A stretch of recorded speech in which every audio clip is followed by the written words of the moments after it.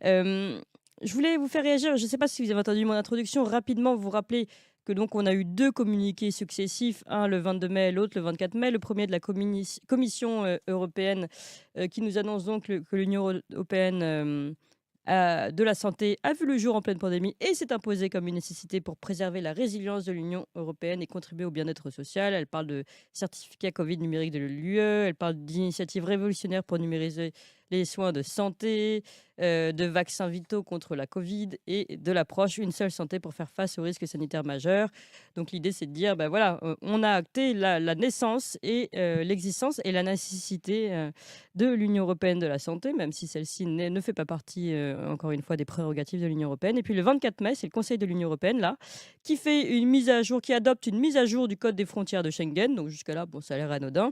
Sauf qu'on y apprend que dans cette mise à jour, on a une mise à jour qui récupère d'une Union européenne qui récupère des nouveaux pouvoirs contraignants en cas de nouvelles pandémies sanitaires. Donc là, on voit bien avec des possibilités de fermer les frontières ou d'imposer des tests, une quarantaine ou un auto-isolement et d'autres mesures liées à la santé aux citoyens non européens entrant dans l'Union européenne. On voit donc un peu ce qui se dessine dans cette Europe de la santé qui ne fait toujours pas partie de nos prérogatives, de leurs prérogatives. Et donc, on s'interrogeait sur les manières de réagir. Comment vous voyez les choses? Alors, Valérie Bugeaud vient de dire, et à mon avis, fort justement, que enfin, il s'est interrogé plutôt d'ailleurs, fort justement, sur est-ce que l'avenir lui donnera raison.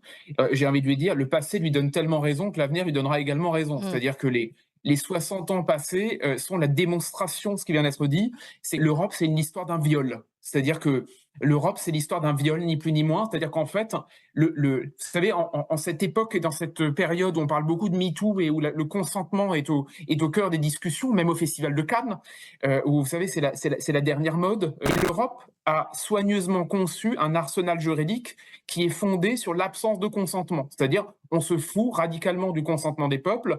La démocratie, c'est terminé. L'histoire de l'Union européenne.